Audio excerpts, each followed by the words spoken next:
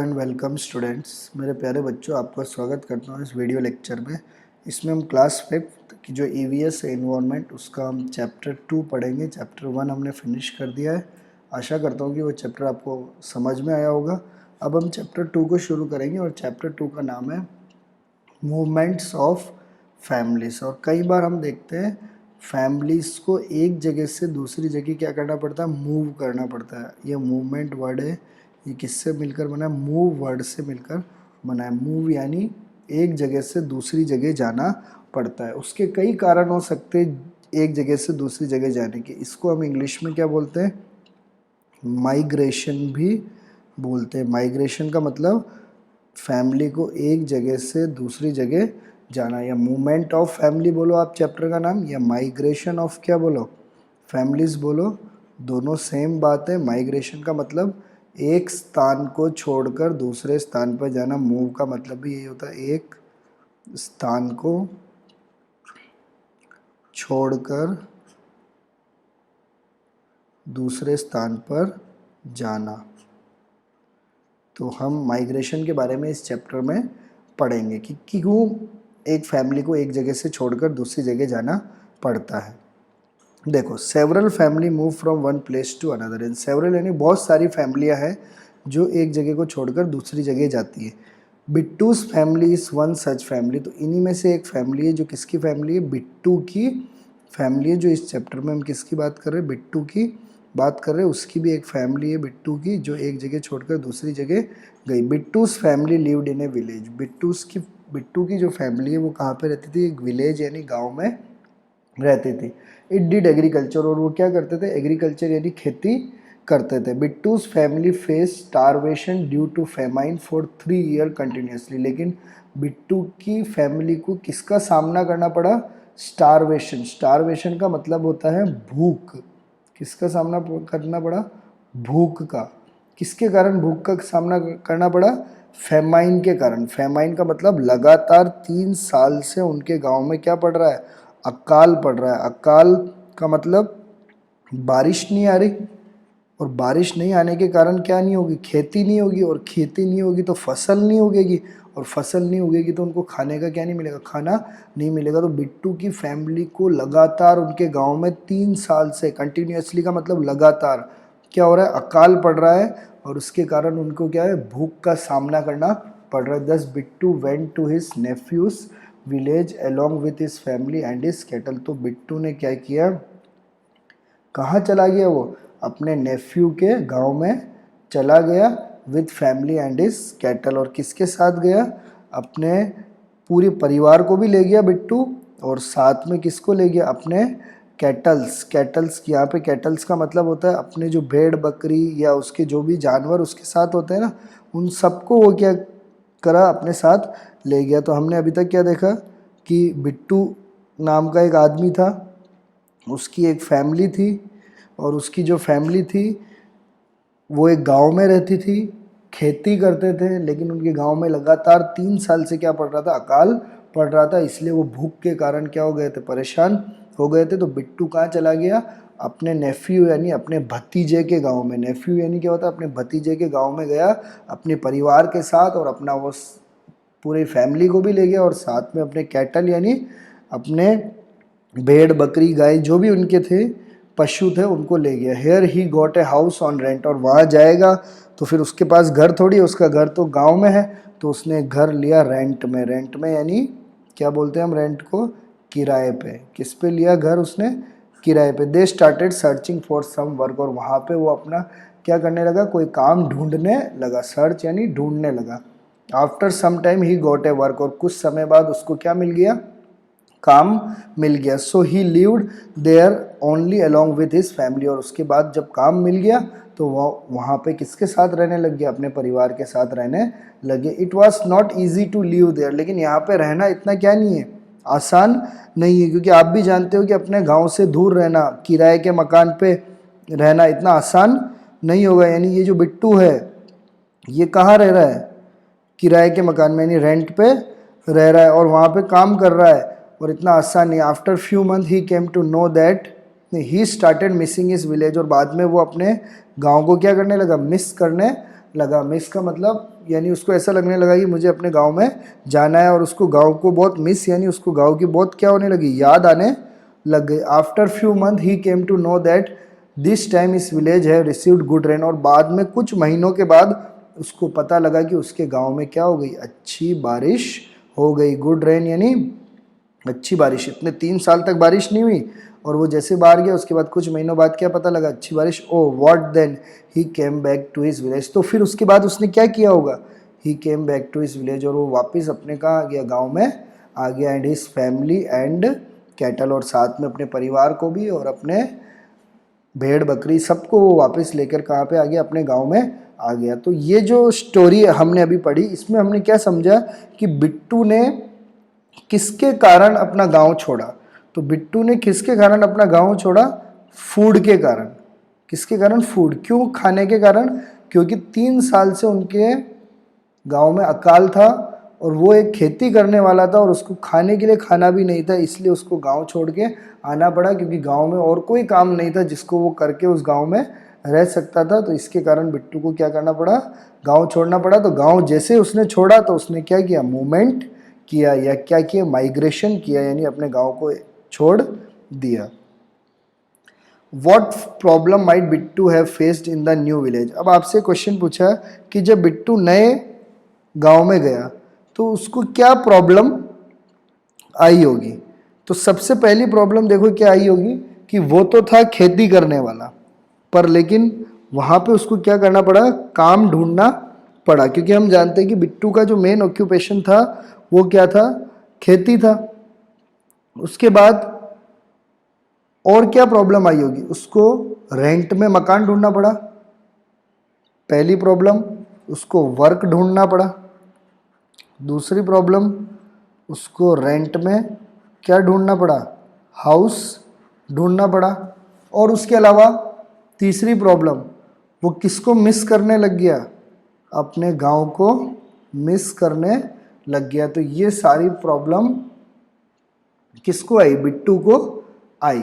If any family in your locality, अगर आपके आसपास भी, लोकेलिटी का मतलब आप जिस एरिया में रहते हो उसमें कोई ऐसी फैमिली है क्या, has gone to another place और कम फ्रॉम अनदर प्लेस, कोई ऐसी फैमिली है क्या जो दूसरी जगह से आपके यहाँ पे आई है, और आई है तो आप उनके बारे में कुछ जानकारी, इंफॉर्मेशन क्या कर सकते हो, कलेक्ट कर सकते हो। यानी आपके एरिया के आसपास बहुत सारे लोग रहते हैं, उनमें कोई ऐसी फैमिली है क्या जो दूसरी जगह से आई है। तो अगर आई है तो आपको पहला क्वेश्चन पता करना है, where has the family come from, where has it gone. यानी अगर कोई फैमिली आई है तो वो कहाँ से आई है, यानी किस जगह से आई है, कौन सा जगह है। और अगर कोई गया है तो कहाँ पे गया, due to what reason did it came और गो। और अगर कोई आपके पड़ोस में कोई कई जगह से आया है तो क्या कारण है, वो क्यों आया होगा, क्या काम के लिए आया, शायद वर्क के लिए आया होगा, या किसके लिए आया होगा, कोई ट्रांसफ़र हुआ होगा किसी का, उसके लिए आया होगा, या कोई अपने बच्चों को अच्छी एजुकेशन देना हो, इसके लिए आया हो सकता है। बहुत सारे कारण हैं इसके लिए फैमिली एक जगह से दूसरी जगह आती है। How many member are there in the family, और उस आदमी के फैमिली में कितने मेंबर है वो आपको पता करना है। आपको पूछना है कि कहाँ से आए हो, फिर पूछना है कि किस लिए आए हो, तो वो बताएंगे कि बच्चों को पढ़ने के लिए आए हैं, या हमारे गांव में अकाल पड़ गया इसके लिए आए हैं, या कोई काम ढूंढने के लिए आए हैं, किसी भी कारण से आ सकते हैं। People who helped them. उसके बाद फिर ये पूछना है कौन से लोगों ने उनकी क्या की, मदद की, इधर आने में किसने उनकी क्या की, मदद की। तो इस तरह से हम लोग सीख सकते हैं एक फैमिली के बारे में। जब हम पता करेंगे तो हम सीख सकते हैं कि कई लोगों को एक जगह से छोड़कर दूसरी जगह को क्या करना पड़ता है, जाना पड़ता है। अगला जो स्टोरी है वो हम किसके बारे में पढ़ेंगे, समीर के बारे में। Sameer who had a small family including his wife. Sameer का भी एक छोटा परिवार था, स्मॉल फैमिली, छोटा परिवार, जिसमें उसकी एक तो पत्नी थी, एक बेटा था और एक डॉटर यानी एक बेटी थी। Worked in a village on daily wages, और वो गांव में काम करता था। और कैसे काम करता था, डेली वेजेस। डेली वेजेस का मतलब दिन मजदूरी, यानी हर दिन काम करता था और उसको क्या मिलती थी उसके बदले में, मजदूरी मिलती थी, यानी पैसा मिलता था। यानी कोई वो ऑफिस में काम नहीं करता था, एक मजदूर टाइप का आदमी था, हर दिन काम करता और पैसे मिलते। His son was studied in class 12th। उसका बेटा कौन सी क्लास में पढ़ता था? 12th क्लास में। कौन सी क्लास में? 12th। And daughter is in 9th class. और बेटी कौन सी क्लास में पढ़ती थी? 9th में पढ़ती थी। बेटा 12th में, बेटी 9th में। When his son passed his board exam, he has to send him from village to get higher education। अब उसके बेटे ने क्या कर दिया? 12th क्लास को क्या कर दिया? पास कर दिया। अब 12th पास कर दिया तो उसको आगे के लिए पढ़ने के लिए कहाँ भेजना पड़ेगा? कॉलेज में भेजना पड़ेगा आगे की पढ़ाई करने के लिए। लेकिन उनके गांव में क्या नहीं था? कॉलेज नहीं था। तो उसको अपने बेटे को क्या कहाँ भेजना था? विलेज से बाहर। He had to send him from the village to get higher education. और अगर आगे की पढ़ाई करवानी है तो उसको विलेज से बाहर भेजना पड़ेगा। He thought his son would have to stay there alone for study. उसने सोचा कि अगर मैं अपने बेटे को गांव से बाहर भेजूंगा तो उसको पढ़ने के लिए वहां पे क्या रहना पड़ेगा? अलोन। अलोन का मतलब अकेला रहना पड़ेगा, अकेला ही रहना पड़ता है। He thought he would have to stay there alone for study, it would be more costly. और अगर वो अकेला रहेगा तो ये बहुत क्या पड़ेगा उनके लिए? कॉस्टली, यानी महंगा पड़ेगा। ये उनके लिए महंगा पड़ेगा, बहुत कॉस्टली पड़ेगा। क्यों? क्योंकि वो अकेला रहेगा तो उसके खाना बनाने वाला कोई नहीं है, उसको खाने का खर्चा होगा, रहने के किराए का खर्चा होगा, फिर गांव में ये लोग रह रहे हैं उनका खर्चा अलग होगा। तो अगर ये अपने बेटे को भेजता है तो अकेला भेजेगा तो बहुत कॉस्टली पड़ेगा। After 3 year he will have to send his daughter. और उसने सोचा कि अभी मेरी बेटी 9th में आ गई, फिर 10th में आ जाएगी, फिर 11th में आ जाएगी, फिर 12th में, यानी 3 साल के बाद किसको भेजना पड़ेगा? डॉटर को भी to out of village for higher education. बेटी को भी भेजना पड़ेगा आगे पढ़ने के लिए। Hence he decided that because in the village he is working as a labour on daily basis and in city too he will do the same, so he will get shifted there with his family. तो उसने सोचा कि मेरा कोई business तो है नहीं गाँव में, मैं तो गांव में कैसा काम करता हूँ? डेली मजदूरी का काम करता हूँ, लेबर का काम करता हूँ, तो यही काम मैं कहाँ कर लूंगा? सिटी में भी कर लूंगा। तो इसने सोचा कि बेटे को अकेले भेजने के बाद फिर 3 साल बाद बेटी को भी भेजना पड़ेगा। और उसने देखा कि मैं तो मजदूरी में काम करता हूँ, तो यही काम मैं कहाँ कर लूंगा? सेम काम सिटी में भी कर लूंगा। तो उसने सोचा कि हम लोग कहाँ शिफ्ट हो जाते हैं हमारी फैमिली के साथ? सिटी में शिफ्ट हो जाते हैं। यानी पहले वो विलेज में था, फिर अब कहाँ शिफ्ट हो रहा है? सिटी में। अब ये सिटी में क्यों जा रहा है? इसका कारण क्या बन गया? एजुकेशन। पहले वाली स्टोरी पढ़ी थी, ध्यान है ना? उसमें किसके कारण गए थे? खाने के कारण, फूड के कारण उनको सिटी में जाना पड़ा। अब ये किसके लिए जा रहे हैं? एजुकेशन। किसके एजुकेशन के लिए? इनके चिल्ड्रन, यानी बच्चों के एजुकेशन के लिए ये लोग कहाँ जा रहे हैं? सिटी में जा रहे हैं। व्हेन ही वेंट देयर, तो सिटी में जाना इतना आसान नहीं है। जैसे ही वो वहां पहुंचे, ही फेस डिफिकल्टी, उसको बहुत परेशानी हुई in getting house on rent. पहले तो किराए का घर ढूंढने में बहुत मुश्किल हुई, ड्यू टू हाई रेंट, क्योंकि सिटी में किराया बहुत क्या है? महंगा है, यानी बहुत कॉस्टली है। He had to take a room on rent in the city, तो उसको घर नहीं लेना पड़ा, बस एक कमरा लेना पड़ा। यानी अगर वो घर लेता पूरा सिटी में तो वो इतना महंगा था कि वो उस घर को ले ही नहीं सकता था, इसलिए उसको क्या लेना पड़ा? एक ही रूम लेना पड़ा। और एक ही रूम में इसके पापा, मम्मी, फिर उनका बेटा और उनकी बेटी, इन सबको एक ही रूम में रहना पड़ा। His family had to live, sleep and cook in the same room. एक ही रूम में इनको रहना भी है, सोना भी है और खाना भी बनाना है एक ही रूम में। His neighbourhood also new for him, और उसके जो नेबरहुड का मतलब जो पड़ोसी थे वो सारे क्या थे? नए थे। न्यू यानी नए थे, क्योंकि गांव के पड़ोसियों को वो जानता था, लेकिन सिटी में वो पड़ोसियों को जानता नहीं था। He had to put more effort to meet his daily need also. अब उसको क्या करना पड़ रहा है? बहुत ज़्यादा काम करना पड़ रहा है। क्यों? क्योंकि सिटी में एक तो क्या देना है? रेंट देना है, किराया देना है, और सिटी में बहुत कॉस्टली है, सब चीज़ें बहुत महंगी है। तो उसके कारण उसको अपने दिन का खर्चा निकालने के लिए बहुत ज़्यादा काम करना पड़ रहा है। सिटी बीइंग कॉस्टलियर, क्योंकि सिटी बहुत महंगा है। He worked in a day as a labour, तो इसलिए वो दिन में तो किसका काम करने लग गया? लेबर का काम करने लग गया। एंड ऐसे security guard in the night, और रात में वो किसका काम करने लग गया? सिक्योरिटी गार्ड का मतलब जो चौकीदार होते हैं ना, रात में जो बड़े बड़े ऑफिस होते हैं उसमें, या एटीएम होते हैं, एटीएम के बाहर बैठे रहते हैं, बैंक के बाहर बैठे रहते हैं, आपने देखा होगा ना, जो उनकी सिक्योरिटी करते हैं, सुरक्षा करते हैं सिक्योरिटी गार्ड।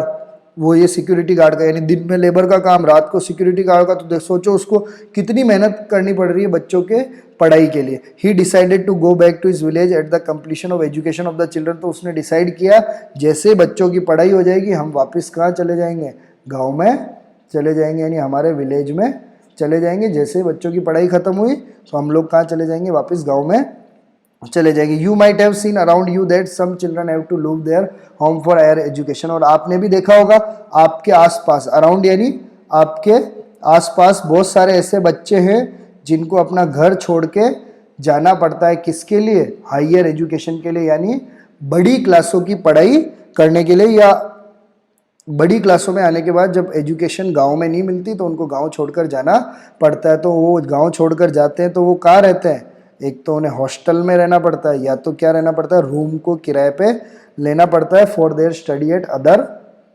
प्लेसेस। क्योंकि जब वो अलग जगह जाएंगे, जैसे मान लो आज आप यहाँ बिजोलिया में पढ़ रहे हो और अगर आपको आगे की पढ़ाई करने के लिए मान लो आसपास कोटा, जयपुर, दिल्ली जाना पड़ेगा आगे की पढ़ाई करने के लिए, तब आपको कहाँ रहना पड़ेगा, या तो हॉस्टल में रहना पड़ेगा या रूम को किराए पे लेना पड़ेगा। तो इस तरह जब हम हॉस्टल में रहते हैं, रूम किराए पे रहते हैं, तो हम हमारे घर को मिस करते हैं, घर के खाने को मिस करते हैं, हमारे मम्मी पापा को मिस करते हैं। तो बहुत सारी परेशानियों को हमें क्या करना पड़ता है, सामना करना पड़ता है। इसी तरह हमने देखा कि इस आदमी को भी, जिसका क्या नाम था, समीर था, इसको भी अपने बच्चों के एजुकेशन के लिए बहुत सारे परेशानियों का सामना करना पड़ा। अब हम आगे आते हैं। Sometime family have to move out of their native country, कई बार फैमिली को कंट्री भी छोड़ना पड़ता है, कंट्री यानी देश। अभी तक तो हम आसपास की बात कर रहे थे, कई बार देश को भी क्या करना पड़ता है, छोड़ना पड़ता है। जैसे हम अभी इंडिया में रह रहे हैं तो कई बार पढ़ने के लिए बच्चों को इंडिया से भी बाहर जाना पड़ता है, यानी किसके लिए जाना पड़ता है, एक तो एजुकेशन, एजुकेशन का मतलब अच्छी पढ़ाई, ऑक्यूपेशनल, ऑक्यूपेशन का मतलब काम, काम के लिए भी लोगों को क्या करना पड़ता है, बाहर जाना पड़ता है। आप भी अगर अच्छी पढ़ाई कर लोगे तो आपको भी अगर बाहर के देश में अच्छा काम मिलेगा तो आपको देश को क्या करना पड़ेगा, छोड़ के जाना पड़ेगा। तो एजुकेशन के लिए भी कई बार देश को छोड़ के जाना पड़ता है और कई बार काम के लिए भी। No matter where they roam they always know that they have to home to go back to their family home, भली वो कहीं पे भी चले जाए, रोम का मतलब कहीं पे भी देश के बाहर चले जाए या भली देश के अंदर कहीं पे भी चले जाए, लेकिन उनको हमेशा क्या ध्यान रहता है कि उनको वापस कहाँ आना है, अपने घर पे वापस आना है, क्योंकि उनके घर में उनका क्या है, परिवार है। तो हम भी अगर कहीं पे भी चले जाते हैं, बाहर जाएं, भली कहीं पे भी जाए, लेकिन हम वापस कहाँ आते हैं, हमारे घर पे वापस आते हैं, क्योंकि हमारा घर में हमारा परिवार जो हमारी क्या रखता है, बहुत ध्यान रखता है। उसके बाद थिंक एंड टेल, अभी तक हमने जो पढ़ा उसके आधार पर हम कुछ क्वेश्चंस को सोचेंगे। फ्रॉम योर फैमिली, क्या आपकी फैमिली में से और अदर फैमिली अराउंड हुई, या आपके आसपास की कोई भी फैमिली हो, who has gone out of the village for education, पढ़ाई के लिए कौन बाहर गया, या आपकी फैमिली में कोई गया तो उसका नाम लिख देना, या आपके आसपास से कोई गया तो उसका नाम लिख देना। और हैज़ कम टू, या कोई पढ़ने के लिए आपके गाँव में आया हो उसका भी नाम आप लिख सकते हो। Second, if you need to go out for studies, अगर आपको भी बाहर जाना पड़े पढ़ने के लिए, what things will you take along with, तो आप आपके साथ क्या लेके जाओगे। अगर आपको भी आपके घर वालों ने बाहर भेजा पढ़ने के लिए तो आप अपने साथ क्या लेके जाओगे, तो आप बोलोगे सर कपड़े ले जाएंगे, क्लोथ्स ले जाओगे, बुक्स ले जाओगे, और अगर टेबल और चेयर चाहिए तो वो भी चाहिए। और अगर आप खाना बनाते हो तो क्या चाहिए आपको, खाना बनाने के लिए क्या चाहिए, चूल्हा चाहिए, स्टोव चाहिए, बर्तन चाहिए और सिलेंडर चाहिए, और उसके अलावा आपको बर्थ सर्टिफिकेट चाहिए, आधार कार्ड चाहिए, और अगर वहाँ पे आपको पैसा निकालना है तो आपके घर वालों से आपको क्या लेना पड़ेगा, एटीएम कार्ड भी लेना पड़ेगा। तो बहुत सारी चीज़ें हमें चाहिए होती है जब हम लोग कहाँ जाते हैं, बाहर पढ़ने के लिए जाते हैं। If one of your classmate is staying in hostel, अगर आपके क्लास में कोई बच्चा क्या रह रहा है, हॉस्टल में रहता हो, तो उसका नाम बताओ आप, कि उसकी इन्फॉर्मेशन यानी कौन कौन है, तो उसके नाम यहाँ पे आप लिखो। ये थर्ड क्वेश्चन है। Fourth, what are the work that hosteller have to do themself, hostel में रहने वाले बच्चों को क्या क्या काम खुद ही करने पड़ते हैं, क्योंकि आप हॉस्टल में रहोगे तो हॉस्टल वाले बच्चों को भी बहुत सारे काम खुद करने पड़ते हैं। जैसे आपने देखा होगा क्लोथ्स यानी कपड़ों को उनको धोना पड़ता है ना, हमारे घर पे तो हम नहीं धोते, उनको धोना पड़ता है। कई बार उनको क्या धोना पड़ता है, यूटेंसिल, यूटेंसिल यानी बर्तन को भी उनको क्या करना पड़ेगा, धोना पड़ेगा। कई बार उनको अपने रूम को भी क्या करना पड़ता है, साफ करना पड़ता है, नहीं तो उनकी डांट पड़ती है कि आपने रूम को क्या नहीं कर रखा, साफ नहीं रख रखा। तो हॉस्टल में रहते वक्त हमें इन सब चीज़ों का भी क्या करना पड़ेगा, काम करना पड़ेगा। What are the reason for which people move from one place to another, एक जगह से दूसरी जगह क्यों जाते हैं लोग, उसके कारण क्या है। तो ये एक अच्छा क्वेश्चन है। पहला कारण क्या है, क्यों जाते हैं, एजुकेशन के लिए, पढ़ने के लिए। सेकंड कारण क्या है, किसके लिए जाते हैं, वर्क के लिए, काम करने के लिए। तीसरा किसके लिए जाते हैं, मैरिज, यानी शादी होने के बाद आपको पता है कि एक जगह से दूसरी जगह क्या करना पड़ता है, जाना पड़ता है। और क्या हो सकता है, लिविंग स्टैंडर्ड, यानी अच्छे, कोई गांव में रह रहा हो तो उसका लिविंग स्टैंडर्ड अच्छा नहीं हो, गांव का अच्छा नहीं है, तो वो देखेगा कि हमको सिटी में अच्छे लिविंग स्टैंडर्ड में रहना है, तो उसके लिए भी जाते हैं। उसके अलावा अकाल पड़ जाता है, ड्रॉट, या उसको हम क्या बोलते हैं, फेमाइन। अकाल पड़ेगा तो भी हमें क्या करना पड़ेगा, जाना पड़ेगा। एक ही हमें फेमाइन है ना, कई कारण है, या सुनामी आ जाए है ना, उसके कारण हमें एक जगह को दूसरी जगह में छोड़ के जाना पड़ेगा। How they continue their children education, जब पेरेंट्स को, अगर मान लो स्कूल चल रहा है और स्कूल के बीच में आपके पेरेंट्स को एक जगह छोड़कर दूसरी जगह जाना पड़े, तो फिर आपकी पढ़ाई कैसे कंटिन्यू रहेगी। यानी पेरेंट्स को एक जगह छोड़ के दूसरी जगह जाना है तो फिर आपकी पढ़ाई कैसे कंटिन्यू रहेगी। तो फिर देखो, जब पेरेंट्स को अगर स्कूल के बीच में ही अगर आपको छोड़ के जाना पड़े तो फिर वो आपको किसके साथ छोड़ देंगे, या तो दादा दादी के साथ छोड़ देंगे। और अगर दादा दादी नहीं हो और अगर पेरेंट्स को जाना पड़े तो फिर आपको वो कहाँ रख देंगे, या तो हॉस्टल में रख देंगे और या तो क्या कर देंगे, रेंट में रूम ले लेंगे और उसमें आपको छोड़ के आपकी पढ़ाई को क्या करेंगे, पूरा करवाएंगे। उसके बाद when people have to settle at some new place, what arrangement they have to make, अगर एक आदमी को नई जगह पे जाना है तो उसको क्या क्या चीज़ें का क्या करना पड़ेगा, अरेंजमेंट करना पड़ेगा। क्योंकि अब वो नई जगह जा रहा है तो फिर वो उसको नई नई चीज़ें चाहिए, तो उसको क्या क्या, नई जगह जाएगा तो उसको पहले चाहिए वर्क, यानी जॉब, सबसे पहले उसको काम चाहिए। सेकंड, उसको घर चाहिए किराए पे। फिर उसके बाद उसको क्या चाहिए, फूड, यानी खाना चाहिए। फिर उसके बाद उसको क्या चाहिए, पानी चाहिए। तो ये सब चीज़ों का उसको क्या करना पड़ेगा, अरेंजमेंट करना पड़ेगा। Due to any reason if you need to settle at new place what you like to take along with, अगर किसी कारण आपको अगर एक जगह छोड़ के दूसरी जगह जाना है तो आपको क्या क्या चीज़ें आप आपके साथ में ले जाओगे। तो ये मैंने आंसर पहले भी बताया था, आप कपड़े ले जाओगे है ना, और उसके अलावा चेयर ले जाओगे, बुक टेबल ले जाओगे, बुक्स ले जाओगे, बर्तन ले जाओगे है ना, और उसके बाद आपके बर्थ सर्टिफिकेट, आपका आधार कार्ड है ना, और उसके बाद एटीएम कार्ड जिससे आप पैसे निकाल सकते हो। तो ये सब चीज़ें आपको आपके साथ में ले जानी पड़ेगी। तो ये हमने चैप्टर को आधा फिनिश कर दिया है। आशा करता हूँ कि आपको समझ में आया होगा। आपकी बुक लेना, चैप्टर को रीड करना, रीड करते हुए उसको क्या करना, ट्रांसलेट करना, तभी आप चैप्टर को क्या कर पाओगे, अच्छे से सीख पाओगे और आंसर्स को समझ पाओगे। आशा करता हूँ कि वीडियो पसंद आया होगा। Thank you for watching.